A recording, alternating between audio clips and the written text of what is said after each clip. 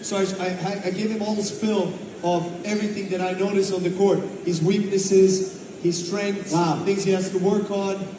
And then the next 3 years, he beats me in Wimbledon every freaking year. Wow. So maybe I made a mistake. I don't know. Picture this. An ice bath. Steam rising off freezing water in thin ghostly wisps. And sitting inside it, jaw clenched against the cold, is a man who has spent 20 years being called the greatest tennis player who has ever lived. Novak Djokovic. Across from him, laughing, prodding, needling him with questions, sits comedian Kevin Hart. It should be a light-hearted moment. A viral clip. A few laughs about cold water and sore muscles. Instead, it becomes something else entirely. A confession. Because Kevin Hart asks him about Jannik Sinner. And for a split second, something flickers across Djokovic's face. Not anger, not bitterness. Something closer to disbelief. The disbelief of a king who realizes, mid-sentence, that he may have handed his own successor the blueprint to dethrone him. Maybe I made a mistake, he says, half laughing, sitting in that freezing water. I don't know. Rewind 3 years. Djokovic has just beaten a young, hungry, relatively unknown Italian at Wimbledon. Sinner is talented, everyone can see that, but he is still a boy compared to the giants of the sport. Nobody in that stadium believes they are watching the birth of a rivalry that will define the next era of tennis. Nobody except, perhaps, one man standing quietly on the sidelines. Darren Cahill, Sinner's coach, a man with sharp eyes and an even sharper instinct for talent. Cahill approaches Djokovic, not with hostility, not with the guarded suspicion of a rival camp protecting its secrets. He approaches with a question that takes real courage to ask. What do you think of him? What should we work on? And then, almost as an afterthought, the disclaimer. If you don't want to say, because you see him as a threat, I understand. Now stop and think about what is actually happening in this moment. The greatest player of a generation is being asked by the coach of a rising star to help sharpen the very sword that could one day be pointed back at his own throat. This is not a small favor.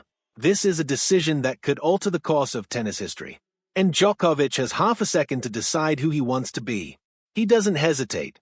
No, he says. I wanted to share with you. 3 words that will echo for years. 3 words spoken in a moment of pure, almost reckless generosity. Djokovic opens up everything. Every observation from the court. Every flaw he has spotted. Every strength Sinner doesn't even know he has yet. He hands over the notes. The film study. The insight earned from 2 decades of dissecting opponents at the highest level of the sport. He gives it freely, willingly, without holding anything back. And then he watches what happens next. Because what happens next is almost too dramatic to be real. It is as if the universe decided to test Djokovic's generosity in the cruelest, most poetic way possible. Sinner takes that advice. He absorbs it. He transforms. And then, one by one, year after year, he starts beating the very man who helped build him. Wimbledon. Sinner wins. Wimbledon again. Sinner wins. And then again. 3 years running, the same tournament, the same opponent, the same result. Somewhere along the way, the balance of power in men's tennis quietly, irreversibly shifts. The head-to-head record between them, once comfortably in Djokovic's favor, flips. 7 wins to 5, now in Sinner's favor. And the most recent chapter is the most brutal of all. This year's Wimbledon semifinal. Sinner doesn't just beat Djokovic. He dismantles him. 3 routine sets. 6-4, 6-4, 6-4. No drama. No 5-set war of attrition. No signature Djokovic comeback. Just calm, ruthless efficiency from a player who once stood on the other side of the net as a student. Sitting in that ice bath, recounting the story to Kevin Hart, Djokovic laughs about it. But underneath the laugh is something far more profound. Because when Kevin Hart, half joking, seems to ask whether he regrets it, Djokovic's answer reveals exactly why he is respected as much as he is feared. If in the 20 years I've been playing tennis, I've managed to influence and inspire the new generation to play better than I did in my prime, I'm happy. Because that's the whole point. Think about the weight of that sentence. This is a man who has rewritten the record books, who has spent 2 decades chasing perfection, admitting that his legacy was never only about trophies. It was about elevation. lifting the entire sport, even if that meant lifting the man who would eventually beat him at his own game. You can't keep everything you've learned and achieved in your head, he says. You have to share it. But this story is not just about one act of generosity. It is about a rivalry written across every surface tennis has to offer, a rivalry with its own hidden battle lines. On outdoor hard courts, Sinner leads. On indoor hard courts, they are locked in a dead heat, one win apiece, both earned in the same tournament in Turin, where Sinner won the group stage and Djokovic answered by winning the final. On clay, another tie, one win each, bookend by a Djokovic victory in Monte Carlo and a Sinner triumph at Roland Garros. And on grass, the surface where their story truly began, Djokovic still holds the edge, 2 wins to 1, built on a legendary comeback from 2 sets down back in 2022. But that lead on grass is not safe anymore.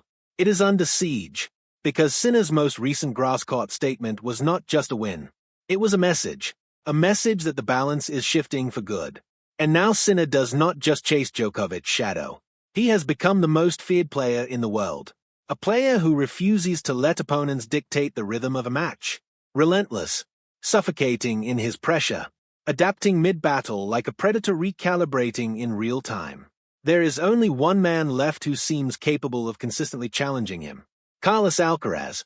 And tennis fans everywhere already sense that the sport's next great rivalry is being written in real time, right in front of them. But there is still one final chapter waiting to be played.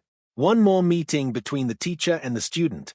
The next stop, the US Open, where Djokovic and Sinner will step back onto the same court, carrying all of this history with them. A rivalry born from an act of pure generosity in an ice bath confession, twisted by fate into one of the most compelling storylines in modern sports. Because somewhere, deep down, Novak Djokovic knows the truth. He created a monster, and he would probably do it again.